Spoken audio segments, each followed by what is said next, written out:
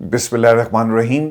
तमाम तारीफ़ें उस रब्बुल इज़्ज़त के लिए जिसकी तरफ हम सबको लौट कर जाना है और जिसके हुजूर हम सबको एक दिन पेश किया जाएगा। अस्सलाम वालेकुम नाज़रीन, मैं इरफान हाशमी लंदन स्टूडियो से आपसे मुखातिब हूँ। आज 17 मार्च है, दिन है मंगल का, और आज की हमारी ये पहली वीडियो है।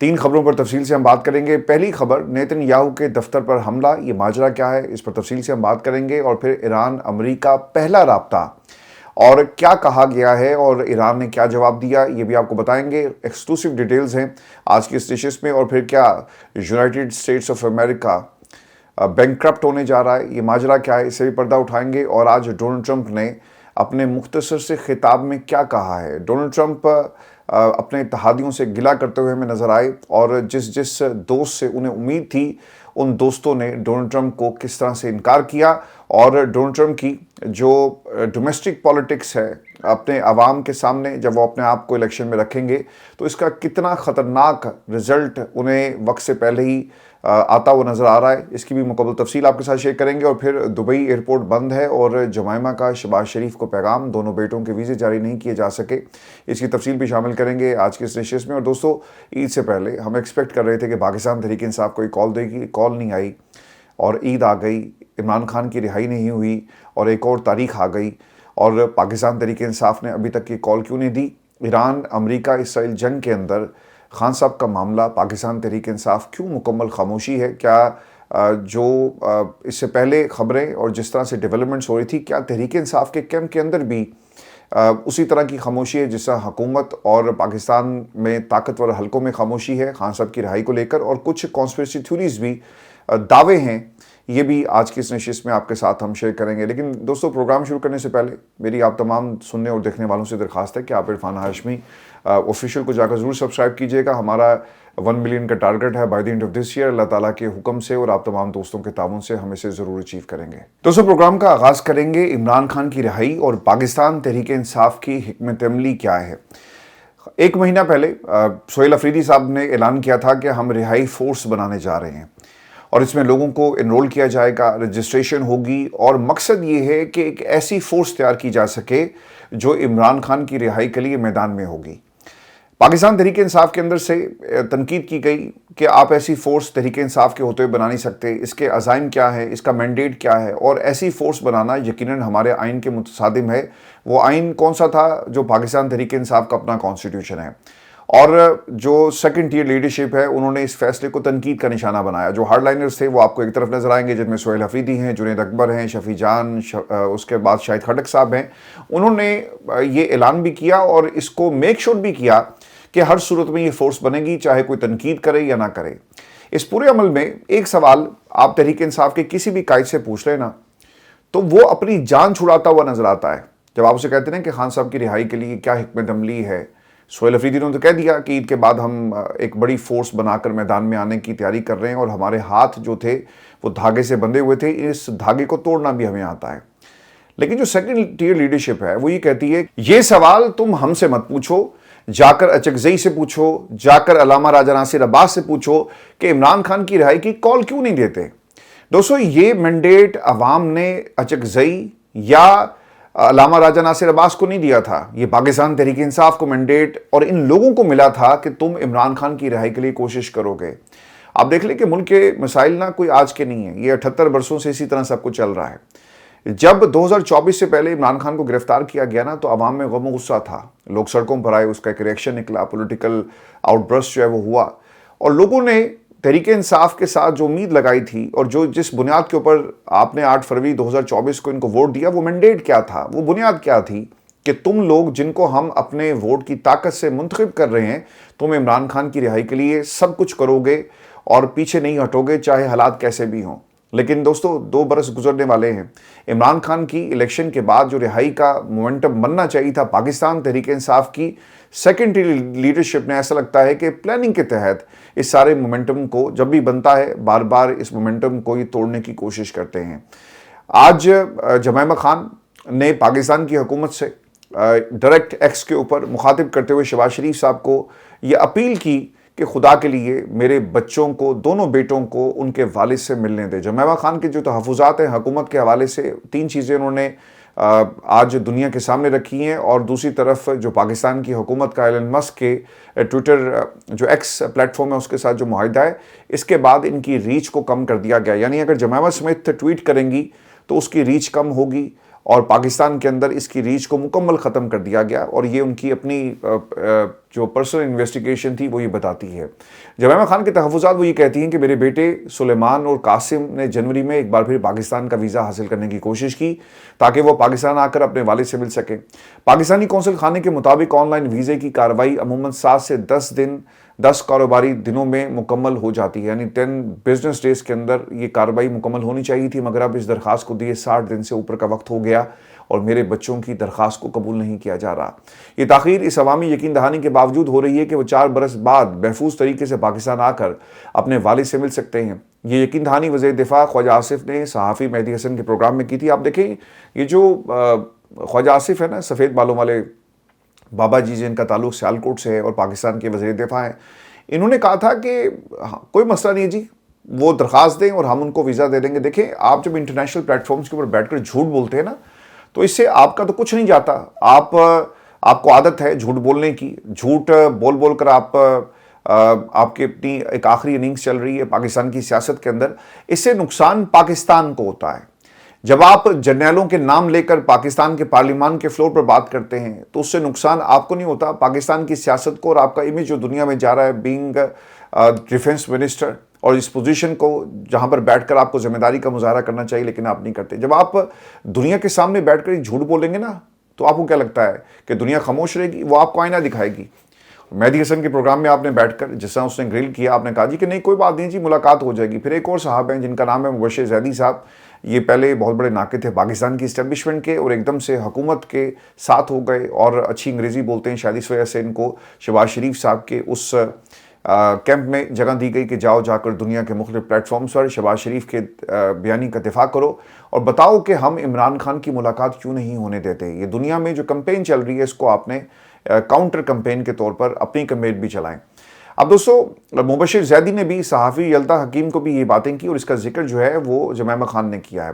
اس دوران نہ تو انہیں اپنے والد سے فون پر بات کرنے کی اجازت دی گئی اور نہ ہی وہ انہیں کوئی خط بھیج سکتے ہیں. انہوں نے اپنے والد عمران خان کو آخری بار 2022 میں دیکھا جب ان پر قاتلانہ حملہ ہوا. یہ پاکستان کے وزیر اعظم شہباز شریف سے میری براہ راست اپیل ہے کہ خدا را عمران خان کے بیٹوں سے جلد اپنے والد کو ملنے کا ایک راستہ نکالا جائے، اجازت دی جائے، خصوصاً جب مختلف اطلاعات کے مطابق ان کی صحت اب بھی کمزور ہوتی جا رہی ہے. میرا ایکس اکاؤنٹ جیسا کہ گروپ کے مطابق بتایا گیا کہ اس معاہدے کے بعد محدود کر دیا گیا جو ایلن مسک اور پاکستانی حکومت کے درمیان پاکستان میں ایکس پر پابندی ہٹانے کے حوالے سے ہوا تھا. اس لیے میں برطانیہ میں مقیم پاکستانی ہوں اور ان تمام افراد سے درخواست کرتی ہوں کہ جو یہ پیغام پڑھ سکتے ہیں کہ براہ کرم اسے آپ آگے پھیلائیں.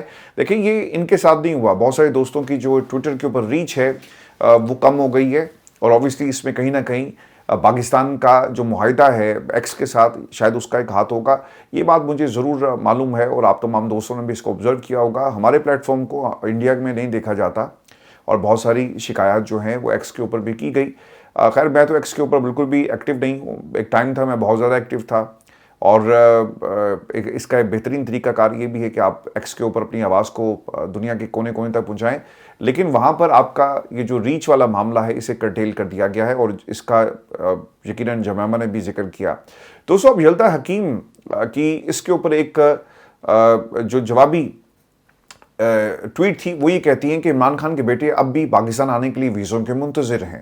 سینئر حکام نے مجھے بتایا تھا کہ انہیں اپنے والد سے ملنے کے لیے پاکستان آنے کی مکمل آزادی ہے، مگر کئی ہفتے گزر جانے کے باوجود یہ یقین دہانی عملی شکل اختیار نہیں کر سکی. اگر حکومت نے یہ وعدہ عوامی طور پر کیا تھا تو پھر اسے اب تک پورا کیوں نہیں کیا گیا؟ زلمے خلیل زاد کی پاکستان اور افغانستان کے تناظر میں بڑی ایک اہمیت ہے، اور زلمے خلیل زاد صاحب جو ہیں خان صاحب کے دور میں بہت زیادہ ایکٹیو ہوئے. انہوں نے بھی عمران خان کے لیے متعدد دفعہ آواز جو ہے بلند کی ہے، اور زلمے خلیل زاد یہ کہتے ہیں کہ پاکستان کے وزیر اعظم شہباز شریف جمیمہ کی اس اپیل پر مثبت جواب دیں جس میں انہوں نے اپنے 2 بیٹوں کے لیے ویزا مانگا تاکہ وہ جیل میں قید اپنے علیل والد عمران خان سے ملاقات کر سکے. اور انسانی ہمدردی کی بنیاد پر ایسے ویزے غیر معمولی تیزی سے جاری کیے جاتے ہیں، پھر 2 ماہ گزر جانے کے باوجود کوئی جواب کیوں نہیں آ رہا؟ دیکھیں یہ جواب نہیں آئے گا اور اس کی بنیادی وجہ کیا ہے؟ عمران خان نے ایک پارٹی کے ورکر کو اٹھا کر ایک صوبے کا سربراہ بنا دیا بہت ہی اہم نقطہ ہے، اسے سمجھیے گا۔ اور پاکستان کی عوام سڑکوں میں نکل آئی، ایک عام پارٹی ورکر ہی تھا نا۔ عوام جہاں جاتا ہے ہزاروں کی تعداد میں لوگ اس کے منتظر ہوتے ہیں، ہزاروں راستہ اس کا دیکھ رہے ہوتے ہیں کہ ابھی آئے گا، ادھر سے آئے گا، عمران خان کا سپاہی آ رہا ہے۔ سہیل افریدی کے بارے میں آپ نے یہی مناظر دیکھے نا پاکستان میں۔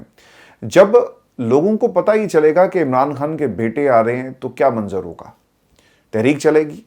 اور پاکستان میں جو کیلکولیشن کر کے بیٹھے ہوئے ہیں، انہوں نے اس پوری جو منظر ہے اس کو پہلے سے بھانپ لیا ہے، اور وہ کبھی بھی عمران خان کے بیٹوں کو اجازت نہیں دیں گے۔ اور دوسری جو چیز بڑی امپورٹنٹ ہے، ان کو معلوم ہے کہ عمران خان کو تکلیف ہو رہی ہے، ان کو معلوم ہے کہ عمران خان کے بیٹوں سے ملاقات نہ کرواؤ تو شاید وہ ہماری ڈیل کے اوپر دستخط کر دے، ہماری بات مان لے، خاموش ہو جائے، بنی گالا شفٹ ہو جائے۔ لیکن عمران خان بھی وہ مرد مومن ہے۔ خیر میں تو خان صاحب کو درویش کہتا ہوں، چونکہ انہوں نے وقت سے پہلے بہت سارے پریڈکشنز کی اور ایک ایک پریڈکشن سچ ثابت ہو رہی ہے۔ عمران خان نے ایسا لگتا ہے یہ فیصلہ کر لیا کہ میں اس نظام کے آگے سر نہیں جھکاؤں گا چاہے کچھ بھی ہو جائے، اور اب بچوں کی ملاقات کو روک کر یہ وہ سب کچھ حاصل کرنا چاہتے ہیں جو عمران خان ان کو دینے کے لیے تیار نہیں ہے۔ دوستو عمران خان کی رہائی ہوگی نہیں ہوگی، ڈیل ہوتی ہے نہیں ہوتی، لیکن ایک چیز جو میں ہمیشہ سے اس کو مانتا رہا ہوں اور آپ تمام دوستوں کے سامنے بھی رکھتا رہا کہ خان صاحب کو ڈیل کر کے باہر آنا چاہیے۔ یہ ان کی زندگی کا معاملہ ہے۔ اس وقت تو خیر خان صاحب کی آنکھ کا معاملہ نہیں تھا، لیکن پچھلے 4 ماہ میں ہماری وہ تمام اسیسمنٹ جو ہے اور تمام جو اپیلیں رہی ہے اس پلیٹ فارم سے، وہ ایک طرح سے سچ ثابت ہو رہی ہیں۔ اور آپ بھی اپنی رائے کا ضرور اظہار کیجیے گا۔ عمران خان کا باہر آنا پاکستان کے لیے بہت ضروری ہے، اور تمام لوگ اپنے طور پہ کوشش کر رہے ہیں۔ آج میں نے اس کا ذکر تفصیل سے اس لیے بھی کیا کیونکہ پچھلے کچھ دنوں سے جنگ کے ماحول کے اندر عمران خان کا جو معاملہ تھا وہ ایسا لگتا تھا کہ دب گیا اور ان کی کوئی بات ہی نہیں کر رہا، اور صرف ایک جنگ کا ماحول ہے۔ جو جنگ ہو رہی ہے اوبویسلی اس کے اندر پاکستان کی پوزیشن ہے، اور جو حالات ہمارے اس خطے کے بنے ہوئے ہیں وہ یقیناً آج دنیا میں خان صاحب کی باتیں ایک ایک کر کے سچ ثابت ہو رہی ہیں۔ جب میں نے کہا نا کہ عمران خان درویش اور درویش کی باتیں سب ٹھیک ہو رہی ہیں، ہم نے پرائی جنگ کو اپنا بنایا تو ہمیں غدار وطن کہا گیا۔ آپ نے کہا ایبسلوٹلی ناٹ، میں آپ کو اڈے نہیں دوں گا۔ عمران خان بھی یہی بات کر کے امریکہ کو پیغام دیتا ہے اور اس کی حکومت اسے چھین لی جاتی ہے۔ آپ کریں نا کوشش برطانیہ کے اندر، کیئر سٹارمر نے بھی کہہ دیا کہ آپ کی پرائی جنگ کے اندر ہم نہیں کودیں گے بھائی، یہ آپ کی جنگ ہے، آپ لڑیں۔ نیٹو نے بھی کہہ دیا کہ یہ آپ کی جنگ ہے، آرٹیکل 5 بڑا کلیئر ہے، یہ آپ کی جنگ ہے، ہماری جنگ نہیں ہے۔ ہاں اگر جنگ آپ کی مسلط کی جائے گی تو ہم آپ کی حفاظت کے لیے ضرور اس معاہدے کی پاسداری کریں گے جو نیٹو میں شامل تمام ممالک اس کے پابند ہیں۔ تو جب کوئی حملہ کرے گا آپ پر تو ہم حاضر ہیں، لیکن آپ کسی جنگ کو مسلط کریں گے کسی بھی ملک کے اوپر تو ہم آپ کے ساتھ نہیں چلیں گے۔ یعنی آپ نے پہل کی، ایک ڈیفینسو معاہدہ تھا، ایک ڈیفینس کا معاہدہ تھا، یہ ایگریشن میں فیصلے لیے گئے اس کا معاہدہ نہیں تھا۔ تو آپ جائیں نا جا کر نیٹو میں جتنے ممالک ہیں ان کے خلاف کمپین کر کے دکھائیں، جا کر لوگوں کو ان کی کرسیوں سے اتار کے دکھائیں، رجیم چینج کر کے دکھائیں۔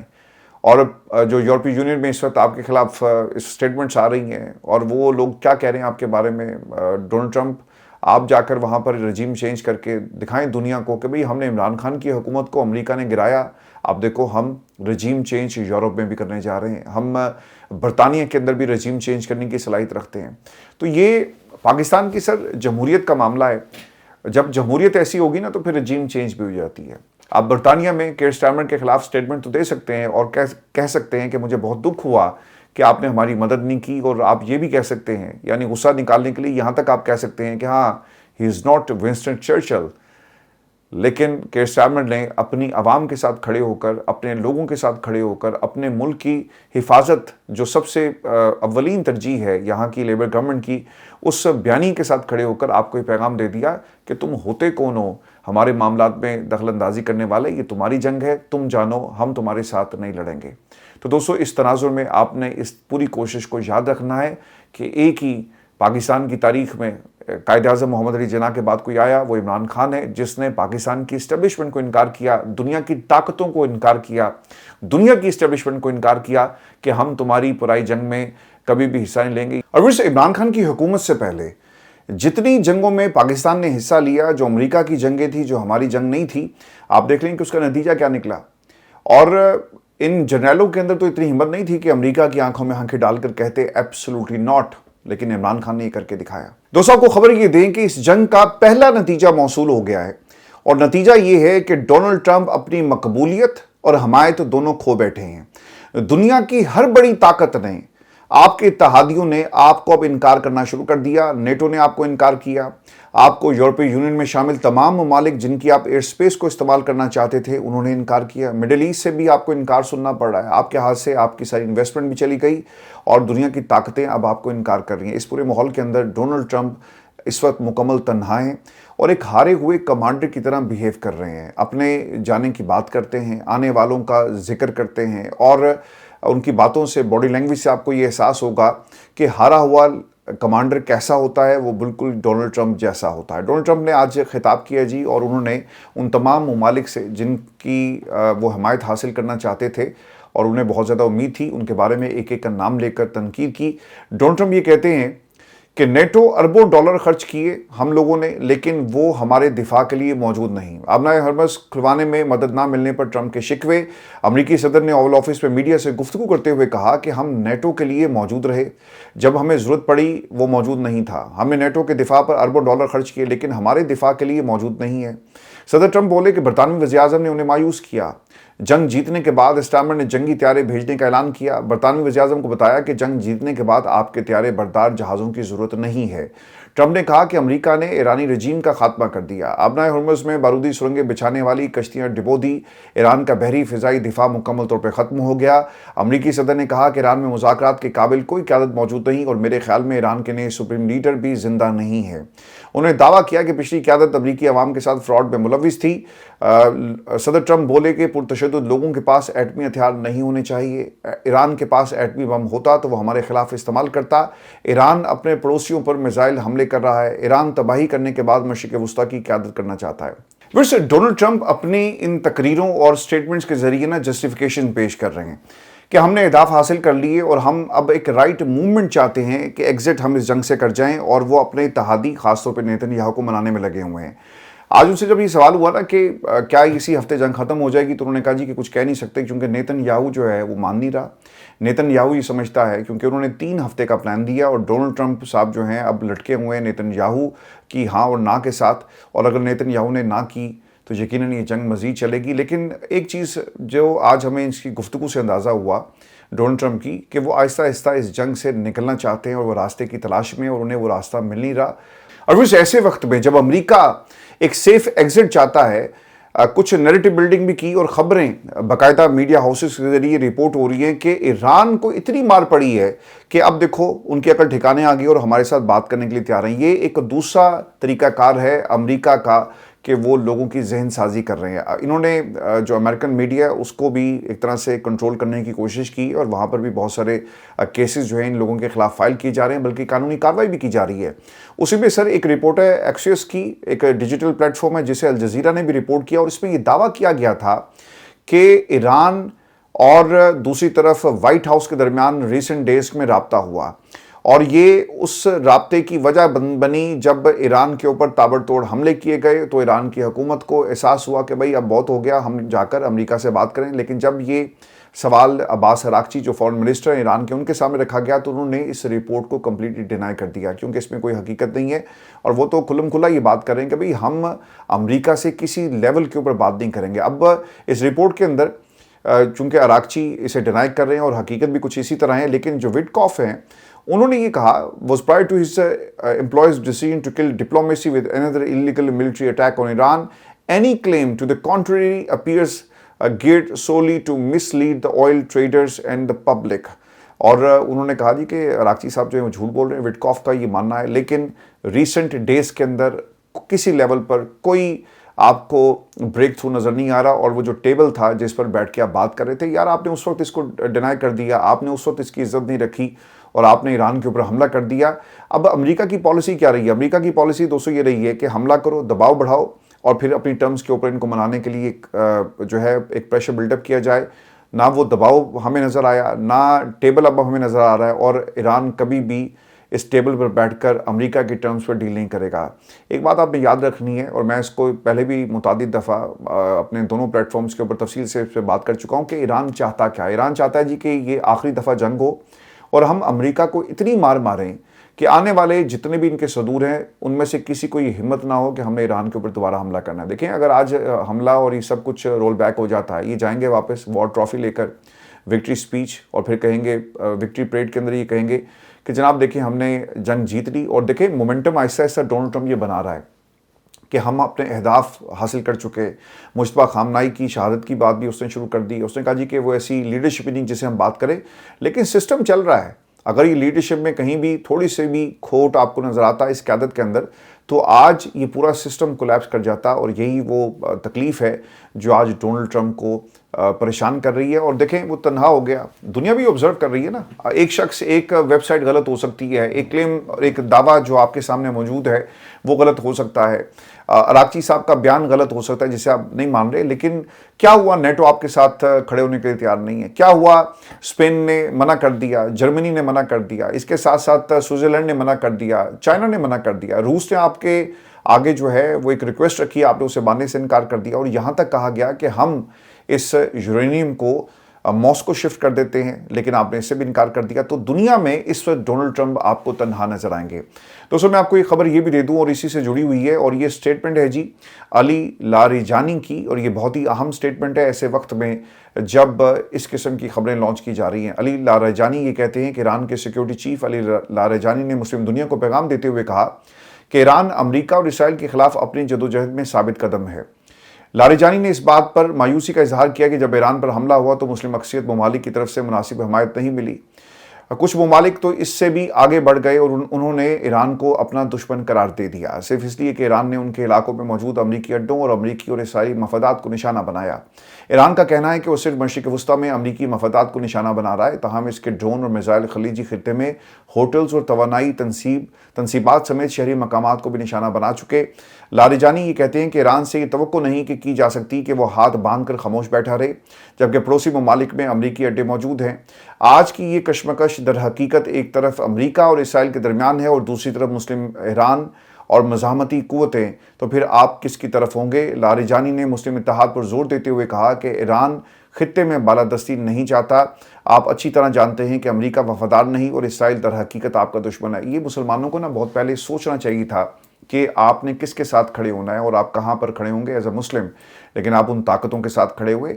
پرابلم یہاں پہ آتی ہے نا کہ جب آپ اپنے آپ کو مذہب کے ساتھ کنیکٹ نہیں کرتے اور آپ مذہب کا ایک اپنا ورژن بنا کر اس کے اوپر عمل شروع کر دیتے ہیں تو سر نتیجہ یہ نکلتا ہے۔ اگر آج ہم قرآن کو پڑھنا شروع کر دیں اور اس پر عمل شروع کر دیں تو یہ ہمیں کبھی بھی معاہدے ہوتے ہوئے نظر نہ آتے۔ مڈل ایسٹ کے اندر جس طرح سے حکومتیں بنی اور جس طرح سے مغرب نے انویسٹمنٹ کی ہونی چاہیے، بالکل ہونی چاہیے، لیکن یہ کسی صورت بھی قبول نہیں ہے کہ آپ مغرب کے کہنے پر اپنے مسلمان بھائیوں کے خلاف کارروائی شروع کر دیں۔ اور دیکھیں یہ ایک دن کی پلاننگ نہیں تھی، آپ سال سے دہائیوں سے اس پلاننگ کا حصہ تھے۔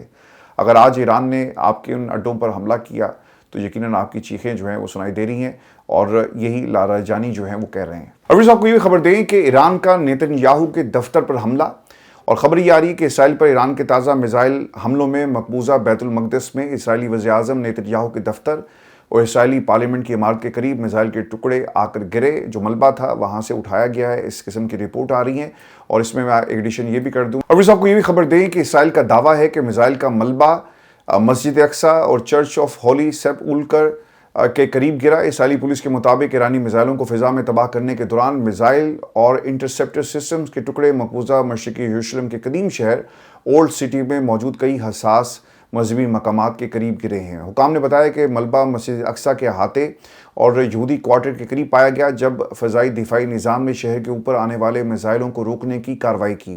ایران کی جانب سے یروشلم کی طرف حالیہ میزائل حملے کے دوران شہر کے اوپر کئی میزائل تباہ کیے گئے۔ دیکھیں میں نے آپ کو اس سے پہلے بھی خبر دی تھی کہ یہ پلان ہوگا، اور ایران نے اس سے پہلے خبردار کر دیا تھا کہ خدا نخواستہ یہ مسجد اقصیٰ کو شہید کرنے کا پلان بنا کر بیٹھے ہوئے ہیں، چونکہ انہوں نے اپنا وہاں پر ایک ہیکل تعمیر کرنا ہے، اور اگر یہ کامیاب ہو گئے تو یہ ساری ذمہ داری ایران پر ڈال دی جائے گی کہ دیکھیں انہوں نے مسجد اقصیٰ کو شہید کر دیا، اور اس تناظر میں یہ کیا کریں گے، وہاں پر جو ان کے عزائم ہیں ان سے پورا کریں گے۔ تو اس چیز کو بہت پہلے فلیگ کیا گیا تھا ایران کی طرف سے، اور ہم نے اسی پلیٹ فارم پہ آپ کو یہ خبر دی تھی۔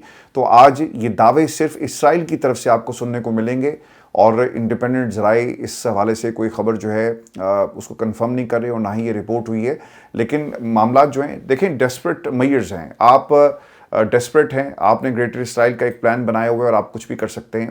اور آپ جیسا ایران کہہ رہا ہے کہ 9/11 بھی کروا سکتے ہیں, جیسا لاریجانی نے وقت سے پہلے یہ خبر دے دی, تو اس وقت کچھ بھی ہو سکتا ہے. ایک ڈیسپریشن کا ماحول ہے, اور امریکہ کو خاص طور پہ ایسے وقت پہ جب دنیا نے تنہا چھوڑ دیا, ڈونلڈ ٹرمپ اس وقت بالکل اکیلے ہیں, تو اس قسم کے کام ہو سکتے ہیں اور اسے ڈینائی نہیں کیا جا سکتا ہے. میں آپ کو ایک خبر یہ بھی دے دوں کہ امریکی صنعتوں کو نشانہ بنانے کا فیصلہ ایران نے ہی کر دیا جی. اور پاکستان انقلاب نے ایک اسٹیٹمنٹ میں کہا کہ خطے میں امریکی مفادات سے وابستہ صنعتی تنصیبات کو خالی کرنے کی وارننگ جاری کی ہے. امریکی حکومت سے وابستہ تمام صنعتوں کو فوری طور پر خالی کر دیا جائے اور ان فیکٹریز کے قریب رہنے والے افراد بھی ان علاقوں سے دور ہو جائیں تاکہ کسی ممکنہ نقصان سے بچا جا سکے, اور آنے والے گھنٹوں میں ان صنعتوں کو نشانہ بنایا جائے گا. تو ایران سے رک نہیں رہا. ایران نے جو وعدہ کیا تھا اس وعدے کے اوپر پورا اتر رہا ہے, اور ہر اس بلڈنگ کو, ہر اس عمارت کو, ہر اس جو ان کے بیسز ہیں ان کو ٹارگٹ کیا جا رہا ہے جہاں سے ایران کی سرزمین کے اوپر حملہ آپ کو ہوتا ہوا نظر آ رہا ہے. اور پھر آپ کو یہ بھی خبر دیں کہ گزشتہ روز دبئی ایئرپورٹ کے قریب ڈرون حملے کے بعد جتنے بھی آپریشنز تھے ان کو بند کر دیا گیا تھا, پروازیں معطل کر دی گئی تھی. اور اب خبر یہ آ رہی ہے کہ دبئی ایئرپورٹ انتظامیہ کے مطابق مسافر پروازوں سے متعلق اپڈیٹس کے لیے اپنی ایئر لائن سے رابطہ کریں. اس کے علاوہ دبئی ایئرپورٹ پر ڈرون حملے کے بعد پاکستان سے دبئی کی مزید 53 جو پروازیں متاثر ہوئی, جبکہ آج پاکستان بھر سے دبئی سمیت مشرق وسطیٰ کی 100 پروازوں کو منسوخ کر دیا گیا. اور دوسری جانب انتظامیہ کے مطابق سعودی عرب, مسقط, شارجہ, ابوظہبی کی 150 پروازیں جو آپریشنل ہیں, لیکن جو ڈرون حملہ ہوا تھا اس کے بعد جو فلائٹ آپریشن ہے ان کو بند کر دیا گیا تھا. اور یہ وہ ایئرپورٹس ہیں جہاں پر پوری دنیا سے آپ کو لوگ آتے ہوئے نظر آئیں گے. ایک ہب ہے, اور اس ہب پہ تمام لوگ آ کر اکٹھے ہوتے ہیں اور اپنی ٹرانزٹ فلائٹس جو ہیں یہاں سے لی جاتی ہیں. تو یہ ہماری آج کی ویڈیو تھی. اپنے کمنٹ ضرور بھیجیے گا, چینل کو سبسکرائب کرنا مت بھولیں. اجازت دیجیے, اللہ نے کے بعد.